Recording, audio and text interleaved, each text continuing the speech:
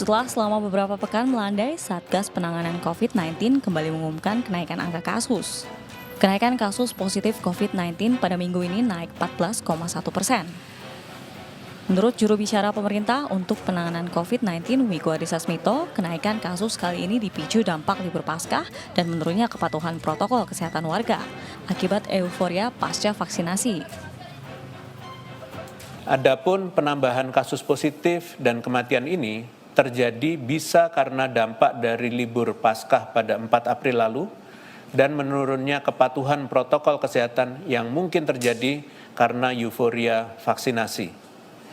Perkembangan ke arah yang kurang baik ini perlu segera dimitigasi agar tidak berkelanjutan di minggu-minggu berikutnya.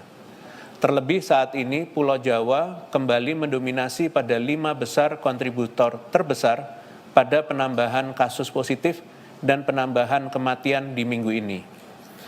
Menurunnya kepatuhan protokol kesehatan perlu diantisipasi dengan edukasi kepada masyarakat bahwa vaksinasi tidak mengeliminasi kemungkinan seseorang terpapar COVID-19. Sementara itu, Menteri Kesehatan Budi Gunadi Sadikin sudah mengingatkan masyarakat untuk tetap patuh protokol kesehatan. Jangan sampai ledakan kasus COVID-19 seperti yang dialami India juga terjadi di Indonesia. Karena mereka sudah vaksinasinya tinggi, jumlah konfirmasi kasusnya menurun, mereka lupa. Mereka kurang waspada.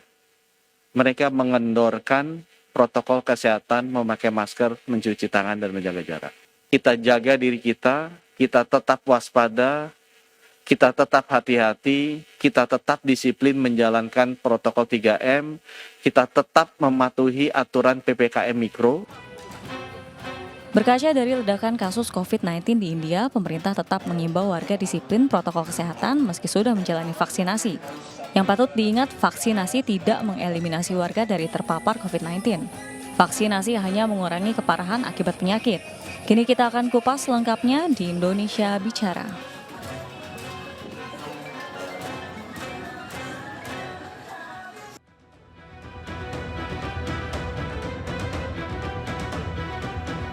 Ya, pemirsa, India mencapai rekor baru dalam jumlah pertambahan orang yang positif terinfeksi COVID-19. Bahkan kematian harian di India mencapai 2.000 orang. India sedang menghadapi serangan pandemi COVID-19 gelombang kedua atau yang disebut tsunami COVID. Tak hanya India, negara-negara di Eropa pun mengalami hal yang sama. Lantas bagaimana antisipasi bagi Indonesia? Saya Herjuno Syaputra, kita akan berbincang lebih jauh terkait waspada gelombang kedua corona. Dan saat ini kita sudah terhubung melalui virtual dengan narasumber kita yang pertama, ada Profesor Chandra Yoga Aditama, ini Guru Besar Paru FKUI dan juga mantan Direktur dari WHO Regional Southeast Asia dan juga mantan Dirjen P2P dan Kalit Bankes Kemenkes Republik Indonesia. Selamat malam, Prof. Chandra. Selamat malam, Dino. Apa kabar, Prof? Baik, Alhamdulillah ya. Kita bicara bagaimana virus corona ini memang masih menjadi ancaman dan India dan beberapa negara Eropa juga jadi lesson untuk kita bersama. Prof, kalau kita bicara India, yang terjadi di India, apa yang bisa kita pelajari dari ini untuk Indonesia? Ya, tadi saya sudah disebutkan sebagai ini gitu ya. Ya. Satu yang tidak disebutkan, saya 5 tahun tinggal di India. Baik. Jadi saya bekerja di India 5 tahun, terus di WHO dan terakhir sebagai Direktur Penyakit Menular sampai September 2020. Pada waktu September 2020 pada saat saya masih di India, jumlah kasus sehari itu paling tinggi untuk saat itu, 97.000 sekian. Gitu ya. Nah, tetapi kemudian kasus ini turun dan turunnya tidak tanggung-tanggung, turun sampai 10 kali lipat. Karena bulan Februari yang tadinya 97.000 jadi 9.000-an. Jadi berhasil turun sampai 10 kali lipat. Waktu itu belum ada vaksinasi bahkan. Gitu ya. Cuman kemudian bulan Maret April memang naik lagi dan sekarang hari-hari ini bahkan sudah lebih dari 300.000. Nah, tentu untuk tahu kenapa dia naik lagi itu harus ada analisa ilmiah secara mendalam. Tetapi karena ini terjadi baru dalam 2 bulan dan kita belum ada laporan ilmiah yang sangat mendalam di jurnal internasional, maka beberapa analisa dapat dilakukan untuk menilai kenapa kira-kira dia naik lagi dan sebenarnya analisanya lebih penting untuk kita, bagaimana kita menghindari supaya tidak terjadi seperti itu. Kalau Prof terkait dengan ada perayaan agama beberapa waktu lalu yang melibatkan jumlah massa yang besar dan akhirnya dikonfirmasi ada ribuan orang terkena COVID di sana ketika perayaan itu berlangsung. Anda melihat ini juga salah satu penyebabnya atau seperti apa? Kalau saya melihatnya ada 5 kemungkinan Baik. analisa penyebabnya. Ya. Nomor 1 adalah memang kepatuhan untuk 3M itu turun, gitu ya. Dan itu ditandai dengan paling tidak 2 atau 3 hal. Nomor 1, saya masih terus berhubungan dengan teman-teman saya yang ada di India. Jadi sekarang pasar itu penuh.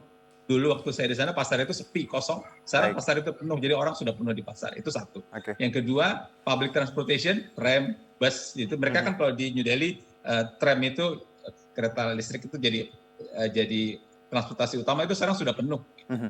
Kemudian yang ketiga, seperti di Indonesia juga, di mana kita ada katakanlah bulan baik untuk pernikahan, mereka juga ada dan mereka itu dilakukan biasanya pada winter, jadi mulai Desember Januari. Dan pernikahan India kan seperti kita bisa lihat di film-film Bollywood itu meriahnya bukan main, gitu ya.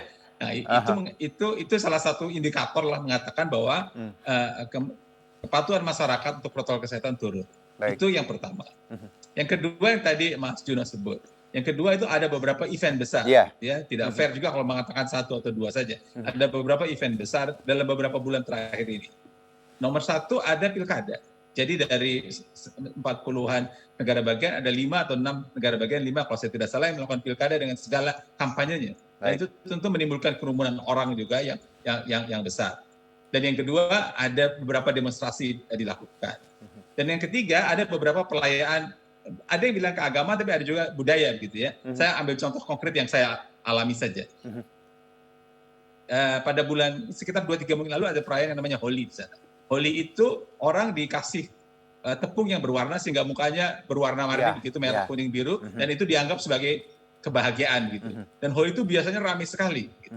Saya ingat sebelum 2020, 2019, 2018, Holi itu ramai, anak-anak naik truk nyebar-nyebarin tepung berwarna itu. Tetapi pada tahun 2020 itu sepi sekali. Saya soalnya sengaja keluar rumah waktu itu untuk melihat suasana Holi dan tidak ada Holi di jalan raya. Adanya di beberapa taman dan kasusnya tidak banyak begitu.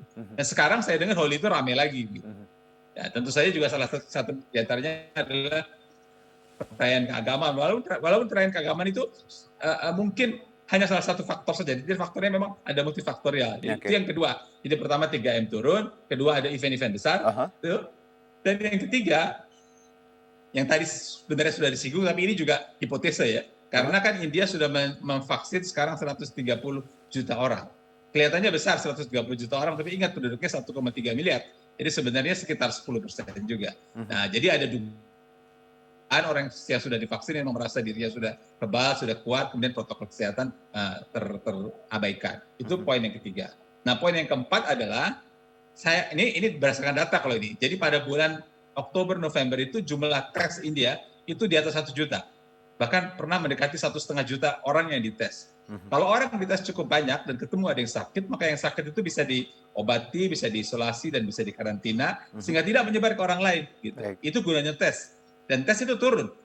Pada bulan Februari angkanya di bawah 1 juta, Februari, Januari, Februari angkanya di bawah 1 juta dan pernah sampai mendekati 700.000. Kalau jumlah yang dites turun, maka yang ditemukan juga turun sehingga kemungkinan untuk penularan kemudian terjadi lagi. Sekarang tesnya naik lagi, luar biasa tingginya. Itu alasan yang keempat. Semuanya bisa kita analogikan dengan Indonesia nantinya. Dan yang kelima adalah ada mutasi, varian baru. Jadi kita tahu kalau menurut WHO ada 3 varian yang dianggap sebagai varian of concern yang paling perlu dapat perhatian, yaitu ya B117 yang berawal dari London yang juga sudah dilaporkan di Indonesia, B1351 yang mula-mulanya dilaporkan dari Afrika Selatan, dan P1 yang ada di Brasil. Nah, mereka tiga-tiganya sudah ada nih. Selain varian of concern dari luar negeri yang juga ada, juga mereka punya varian yang mutasi baru yang ada di dalam negaranya sendiri, yang disebut sebagai B1617, dan itu disebut sebagai mutasi ganda karena ada dua jenis mutasi terjadi pada yang B1617 itu. Dan mereka sudah punya data. Sayangnya belum dipublish karena saya hanya mendengar informasi, belum dipublish di jurnal. Yang sebagian besar 20%, 30% dari kasus baru-baru ini memang terkena karena varian-varian baru itu. Jadi 5 faktor itulah yang mungkin bisa dianalisa dari yang ini. Menarik dari yang Anda jabarkan dari 5 poin tadi dan pengalaman Anda karena memang pernah tinggal di India, ini menarik sekali bagaimana kita melihat data dan point of view Anda untuk kita analisa lebih lanjut. Dari semua yang Anda sebutkan tadi, apakah ada kekhawatiran Anda melihat kondisi Indonesia? Karena kalau kita lihat tipikal masyarakatnya dengan budaya dan perayaan tadi, kita juga sempat melewati beberapa momen besar pilkada juga nanti di depan mata, ada Lebaran, Idul Fitri. Anda melihat ada kekhawatiran seperti itu, Prof? Kalau saya Ya. saya mau balik ceritanya. Baik. Daripada kita bicara kekhawatiran, mendingan kita cegah 5 hal ini terjadi satu persatu. Itu Oke. jauh lebih baik. Nah, artinya kekhawatiran boleh-boleh saja. Tapi artinya kalau kita balik ke 5 hal tadi, nomor 1, artinya memang ini saatnya untuk 3M harus tetap diperketat. Tidak boleh terganggu sedikit pun. Kita semua harus tetap menjaga 3M dengan baik. Itu untuk yang poin yang pertama. Kemudian yang kedua, soal event-event besar, Ya. memang event besar itu harus dikendalikan. Jadi salah satu upaya mencegah tidak mudik itu salah satu caranya. Tapi berbagai event besar harus dikendalikan karena tidak mungkin hanya satu event saja. Baik. Jadi itu poin yang kedua. Poin ketiga, untuk yang vaksinasi ada 2 hal. Nomor 1, memang semua yang sudah divaksin. Saya kebetulan sudah divaksin karena lansia. Juno juga mungkin sudah divaksin karena wartawan. Sudah, Gitu ya. Prof. Ya, Kita yang sudah divaksin ini memang harus tetap menjaga protokol kesehatan. Oke. Karena bagaimanapun juga tidak ada vaksin yang melindungi 100%. Itu poin pertama. Tapi poin kedua dari vaksin adalah kita tetap mengharapkan pemerintah terus meningkatkan vaksinasi ini. Kita tahu jumlah vaksin sekarang terbatas, ada embargo dan sebagainya. Betul. Kita bahas di tempat lain nanti. Tapi tetap diupayakan supaya jumlah vaksin itu terus ditingkatkan. Baik. Itu poin yang ketiga yang kita perlu bisa lakukan. Baik, Nah, poin Prof. keempat soal tes. Jumlah tes itu harus terus ditingkatkan karena ternyata India tesnya juga turun, kemudian kasusnya tidak terdeteksi, penularannya naik. Jadi saya sangat mengharapkan jumlah tes di Indonesia ini terus ditingkatkan supaya kita tahu jumlah kasusnya berapa, kasus itu kemudian ditelusuri. Jadi 3T, tes, ditelusuri, dan kemudian kalau perlu orangnya diterapi atau diisolasi dan dikarantina. Ini yang harus dilakukan untuk meningkatkan jumlah tes itu. Baik. Nah, yang kelima, yang terakhir soal varian baru atau mutasi baru. Ini ada beberapa hal yang kita dapat lakukan di Indonesia. Nomor 1, kenapa orang tahu ada mutasi baru atau varian baru? Karena memeriksa yang disebut sebagai whole genome sequencing. Itu juga yang dilakukan di Indonesia sehingga pada 2 Maret, setahun sesudah pandemi, artinya sudah kasus pertama tahun lalu, tahun ini 2 Maret kan Wakil Menteri mengumumkan ada B117. Jadi sudah ditemukan. Tetapi jumlah whole genome sequencing itu relatif masih kecil.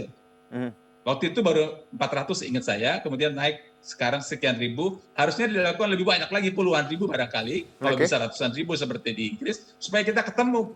Bukan kita ketemu, kita kalau toh ada kita bisa deteksi mutasi baru atau varian baru ini sehingga bisa kemudian dikendalikan penanggulangannya dan sebagainya. Jadi itu 5 hal yang bisa kita lakukan di dalam negeri, quote and quote belajar dari apa yang terjadi di India.